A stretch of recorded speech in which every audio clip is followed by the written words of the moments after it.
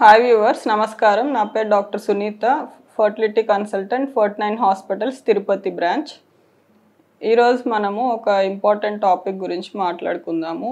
Ovarian reserve అంటే ఏంటి?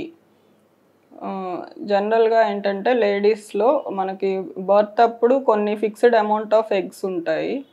So అదే మెచ్యూర్ అయిన తర్వాత ఆ మిలియన్స్లో ఉన్నవి కొంచెం తగ్గుతాయి అన్నమాట. ఒక 1 మిలియన్ 2 మిలియన్స్ అలా వస్తాయి. నెక్స్ట్ మెచ్యూర్ అయినప్పటి నుంచి ఎవ్రీ మంత్ ఎగ్స్ అనేటివి పీరియడ్స్ వచ్చినప్పుడల్లా కొన్ని ఎగ్స్ పెరగడము, రిలీజ్ అవ్వడము, దాంతోపాటు మిగిలిన కొన్ని ఎగ్స్ అట్రిటిక్ అయిపోవడము ఇలా జరుగుతూ ఉంటుంది.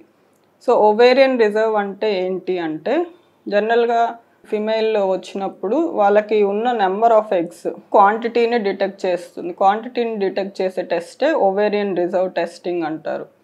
సో దాన్ని బట్టి వాళ్ళకి ఫ్యూచర్ ఫర్టిలిటీ పొటెన్షియల్ అనేది మనం తెలుసుకోగలుగుతాం.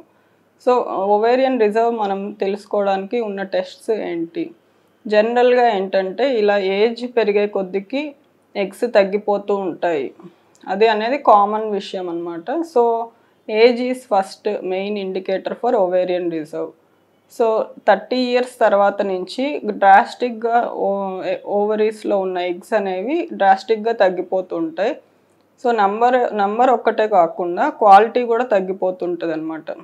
సో ఆటోమేటిక్గా అబౌవ్ 33-34 ఇయర్స్ ఉన్నారు అంటే వాళ్ళకి ఓవేరియన్ రిజర్వ్ అనేది మనము ఏజ్ని బట్టే తక్కువ ఉంటుంది అనేది చెప్పగలుగుతాము. నెక్స్ట్ వచ్చేసి కొంతమందిలో అంటే previous history of chemotherapy, radiotherapy ఇలాంటివి, లేదు హిస్టరీ ఆఫ్ ఎండోమెట్రియోసిస్, ఇంకా లేదంటే ఏదైనా లాప్రోస్కోపీ ఓవేరియన్ సిస్ట్స్ కోసం లాప్రోస్కోపీ చేయడం, ఇలా చేసినప్పుడు ఏంటంటే ఆటోమేటిక్గా వాళ్ళకి ఇంకా అర్లీగానే ఓవేరియన్ రిజర్వ్ అనేది తగ్గిపోయే ఛాన్సెస్ ఉంటాయి. ప్లస్ కొన్ని తెలియని రీజన్స్ అంటే జెనెటిక్ ప్రీడిస్పోజిషన్ వల్ల, ప్లస్ ఎన్విరాన్మెంటల్ ఫ్యాక్టర్స్, ఇప్పుడు పొల్యూషన్, మనం తీసుకునే ఫుడ్లో కూడా చాలా పొల్యూటెంట్స్ ఉండడం వల్ల కొంతమందిలో అర్లీగా కూడా ఓవేరియన్ రిజర్వ్ అనేది తగ్గిపోతుంటుంది. ఎవరైనా ఒక కపుల్ ఫర్టిలిటీ ఇష్యూతో వచ్చినప్పుడు ఫస్ట్ మనం తెలుసుకోవాల్సింది వాళ్ళ ఓవేరియన్ రిజర్వ్ ఎలా ఉంది అనేది చూస్తాము. సో ఎలా టెస్ట్ చేస్తాము అంటే, ఫస్ట్ స్కానింగ్ చేస్తాము. అల్ట్రాసౌండ్లో అంటే పీరియడ్స్ అయినాక సెకండ్ డే జనరల్గా ఓవరీస్లో ఎన్ని ఎగ్స్ ఉన్నాయనేది మనం క్లియర్గా చూడడానికి జనరల్గా పీరియడ్స్ అయినాక సెకండ్ డే అన్నప్పుడు అన్ని ఫాలికల్స్ కూడా నార్మల్ సైజ్లో ఒక మినిమం సైజ్లో ఉంటాయి అన్నమాట. సో ఆ టైంలో ఓవేరియన్ రిజర్వ్ టెస్టింగ్ చేయడం అనేది బెస్ట్ టైము. సో ఏంటంటే మనకు స్కాన్లో కనిపించేది చిన్న చిన్న బ్లాక్ సర్కిల్స్ లాగా ఉంటాయి, అవి ఫాలికల్స్ అంటారు. ఆ ఫాలికల్స్లో ఊసైడ్స్ అంటే ఎగ్స్ ఉంటాయి. ఎగ్స్ మనకు డైరెక్ట్గా కనిపించవు స్కాన్లో. ఆ ఎగ్స్ ఉన్న చిన్న చిన్న వాటర్ బ్యాగ్స్ లాంటివి మనకు కనిపిస్తాయి అన్నమాట.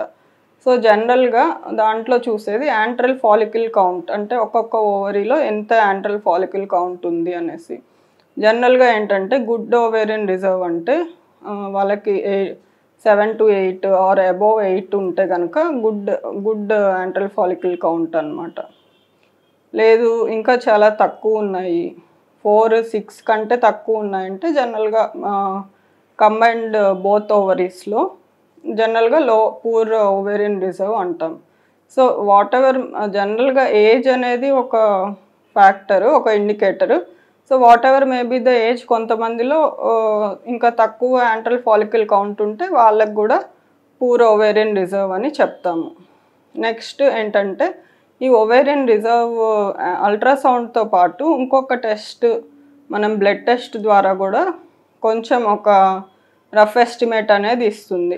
అదేం టెస్ట్ అంటే యాంటీ ముల్లేరియన్ హార్మోన్ అనమాట, AMH అని అంటాము.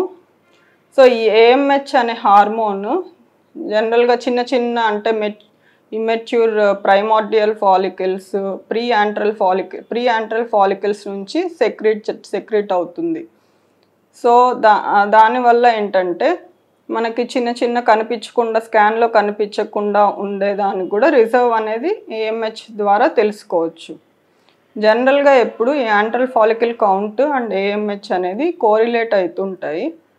కొంచెం ఒక 20% కేసెస్లో డిస్కార్డెన్సీ కూడా ఉంటుంది. సో అప్పుడు ఏంటంటే యాంట్రల్ ఫాలికల్ కౌంట్ అనేది సైకిల్ వేరియబిలిటీ ఉంటుంది. ఒకసారి ఈ మంత్లో కొన్ని ఫాలికల్స్ కనిపించవచ్చు, నెక్స్ట్ మంత్లో ఇంకా కొద్దిగా, అంటే మరీ డ్రాస్టిక్ చేంజెస్ లేకపోయినా ఒక 2-3 ఫాలికల్స్ అనేది డిఫరెన్స్ రావచ్చు. ఏఎంహెచ్ అనేది ఎప్పుడైనా చేసుకోవచ్చు. మార్నింగ్ ఎంటీ స్టమక్ అలా ఏముండదు, డే 2నే చేయాలి అలా కూడా ఏముండదు అనమాట.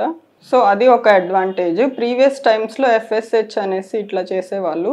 ఇప్పుడు దానికంటే ఈ రెండు అనేటివి better predictors of ovarian reserve కాబట్టి, ప్లస్ ఎక్స్ట్రా బ్లడ్ టెస్ట్స్ వల్ల ఎకనామిక్ బర్డన్ కూడా ఉండకూడదని మనకి స్టాండర్డైజ్డ్గా ఎక్కువ శాతం ఏఎఫ్సి అండ్ ఏఎంహెచ్ అనేది ఓవేరియన్ రిజర్వ్ టెస్టింగ్కి యూస్ చేస్తున్నాం. Thank you.